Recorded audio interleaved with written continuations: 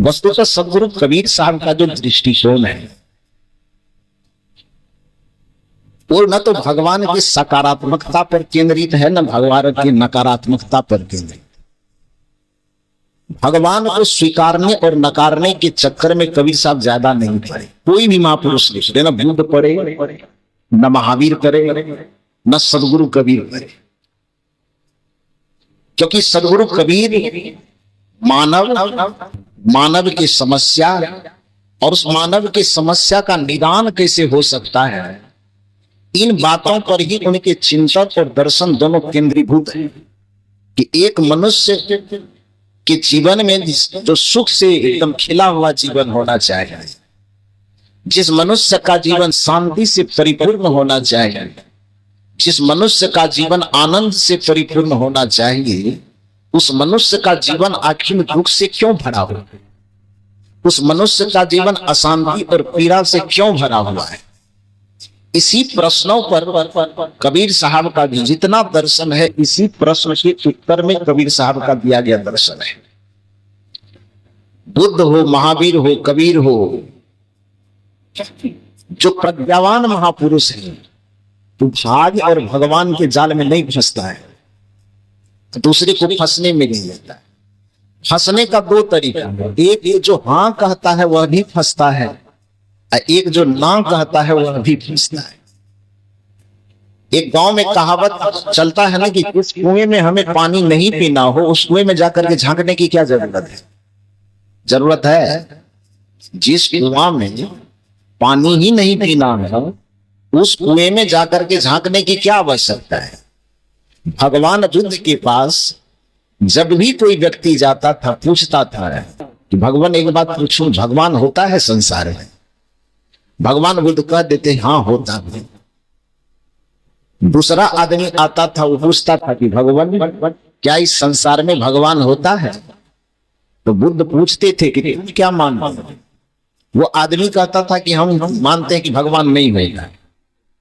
तो भगवान बुद्ध कहते थे ठीक ही कहता है, भगवान नहीं होता है। जो कहता था कि भगवान होता है तो भगवान बुद्ध कहते थे हाँ तुम भी ठीक कह रहा है। अब जो कहता था भगवान नहीं होता है तब भी बुद्ध कहते थे तुम भी ठीक कह रहा है।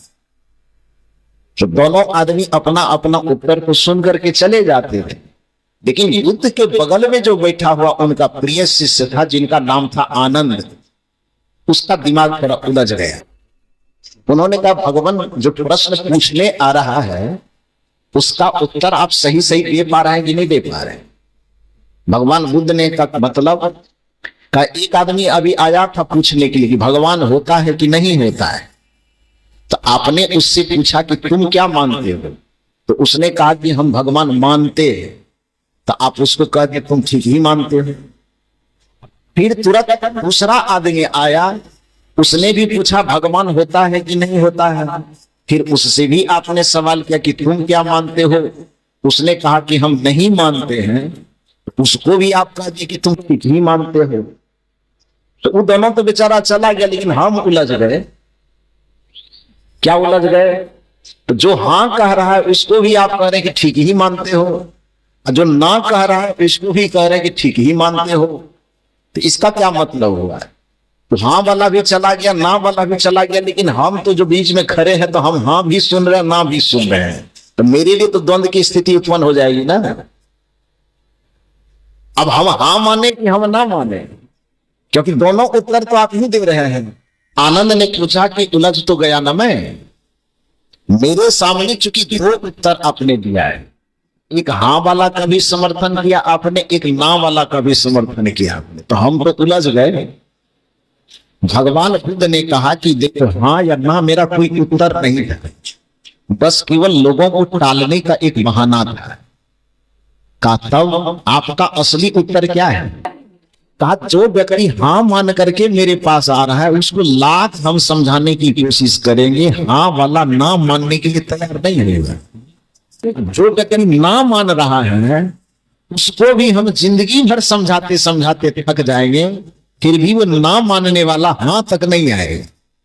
तो जब ना हाँ वाला ना के तरफ जाएगा, ना वाला हाँ के तरफ जाएगा, तो उसके पीछे माथा रगड़ करके हम क्या करेंगे? इसलिए हाँ में हाँ मिला करके निकाल दीजिए। आनंद ने पूछा कि तो बीच में असलियत क्या है? जब ना हाँ वाला सही है न ना वाला सही है, तो हमारे पास तो आपको माथा पची नहीं करना पड़ेगा ना, हमको हकीकत बता दीजिए, वास्तविकता क्या है। भगवान बुद्ध ने कहा कि पहले एक चीज बताओ कि तुम्हारे सामने किसी आदमी को किसी ने तीर मार दिया है, तो स्वाभाविक है कि तीर मारने से दर्द होगा कि नहीं होगा?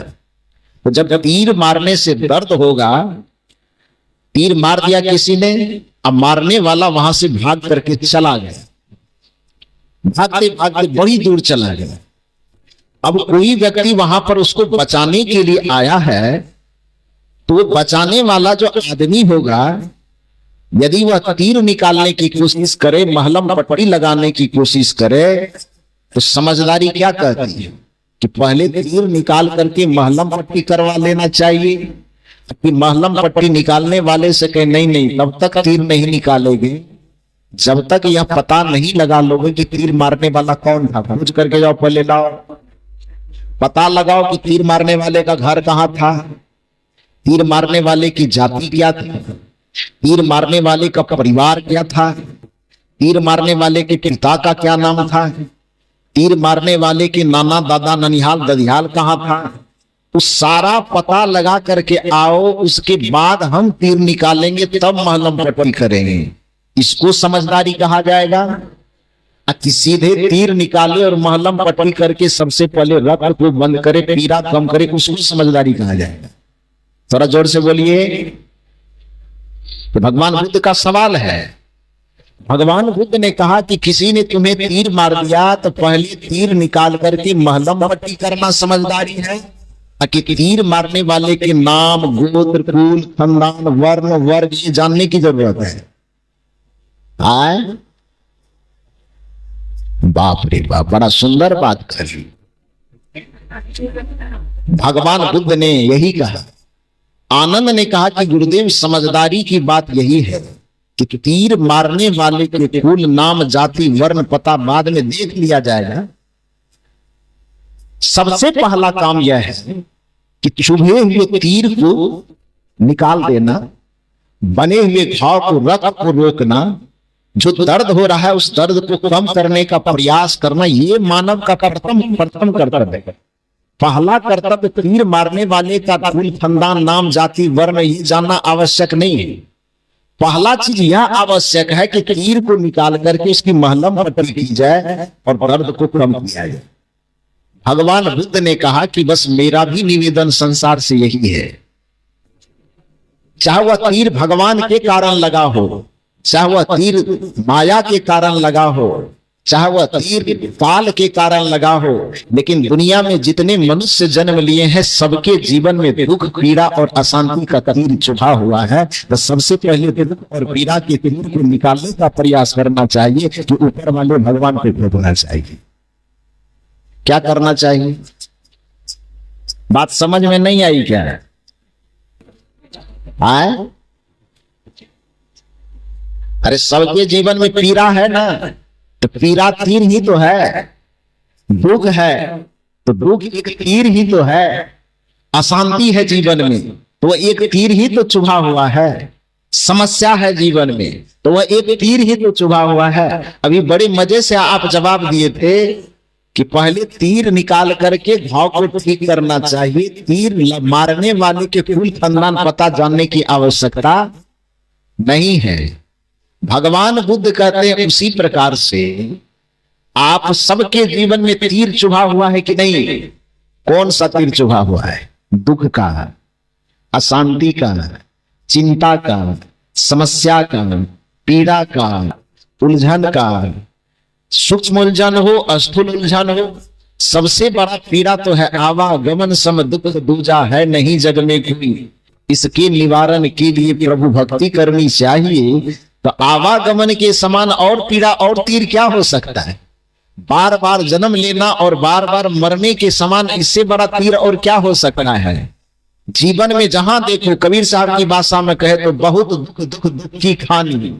इतना दुख में मनुष्य गिरा पड़ा है, इतने पीड़ा में मनुष्य उलझा हुआ है कि शायद पूरी दुनिया के मनुष्य से जाकर के आप पूछिए कि आपके पास कितना दुख है, तो बताते बताते पूरी जिंदगी खत्म हो जाएगी, लेकिन दुख का लिस्ट खत्म नहीं होता होगा।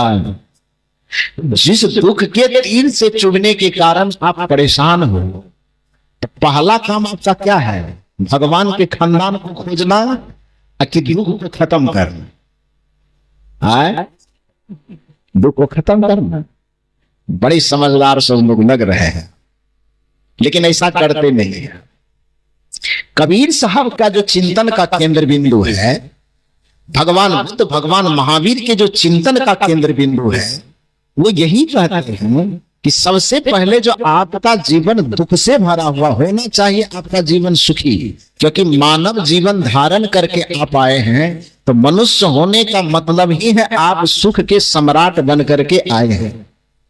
मानव जीवन आप इस संसार में धारण करके आए हैं, इसका मतलब ही है कि आपको शांति के खजाने पर बैठा करके भेजा गया। मानव जीवन आप धारण करके आए हैं, इसका सीधा सा मतलब है कि आप मुक्ति के सिंहासन पर ही बैठ करके आए हैं। मानव जीवन धारण करके आप आए हैं, इसका मतलब है कि आप स्वर्ग में ही बैठ करके आए हैं। और स्वर्ग वाला जगह में बैठ करके और स्वर्ग को खोज रहे, इससे ज्यादा बेवकूफी और क्या हो सकती है? शांति के सिंहासन पर बैठ करके जीवन अशांति में गुजर रहा है, इससे बड़ा दुर्भाग्य की बात और क्या हो सकती है?